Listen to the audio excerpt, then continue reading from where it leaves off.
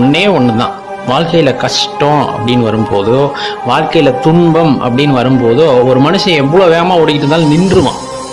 நின்றுட்டு இப்ப ஏன் எனக்கு இது வந்தது அப்படின்னு யோசிக்க ஆரம்பிப்போம்.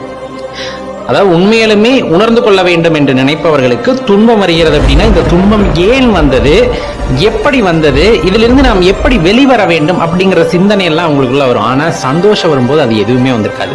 அந்த இன்பத்தை கொடுப்பதும் இறைவன், இந்த துன்பத்தை கொடுப்பதும் இறைவன். அப்ப இறைவன் தன் மீது நாட்டத்தை ஏற்படுத்தி கொள்ள வேண்டும் என்ற துன்பத்தை தருகிறா? கிடையவே கிடையாது. டே நீயே இறைவன் தாண்டா, அதை உணர்ந்துக்காம இப்படி இருக்கிறியே அப்படின்னு உனக்கு சொல்லணும் அப்படின்னா உனக்கு துன்பத்தை கொடுத்துதான் ஆகும்.